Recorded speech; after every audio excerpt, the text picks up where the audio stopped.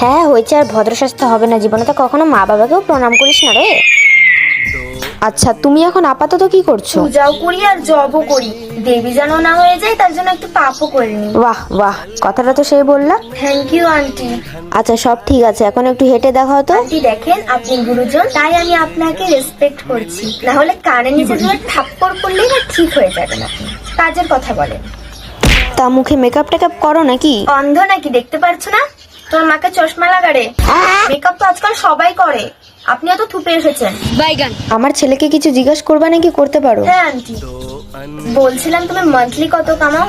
না মানে আমার খরচার একটু বেশি তো। তুমি কোনো চিন্তা করো না, আমার উপর বিশ্বাস রাখো। ছেলেদের উপর বিশ্বাস, ওই করেই তো আমার এই অবস্থা। তোমার প্ল্যান কি আছে? জি, আমার তো কোনো প্ল্যান নেই, কিন্তু আমার ফ্যামিলির অনেক বড় একটা প্ল্যান আছে। যেভাবেই হোক আমাকে এ বাড়ি থেকে ভাগানোর। দিনে 10-20টা করে সম্বন্ধ আসে, আমার মাথাটা ওই খারাপ চুপ করে- কর রে। তোমাকে একটা সারপ্রাইজের কথা বলবো? হ্যাঁ, বলো। না থাক, তুমি বিশ্বাস করতে পারবে না। আরে বল না ভাই। আমাদের বাড়িতে কেউ 12টার আগে উঠে না। কি? মা, আমি এই বিয়ে করতে রাজি আছি মা। থ্যাংক ইউ মা, এত ভালো একটা ছেলে খোঁজার জন্য। চলো।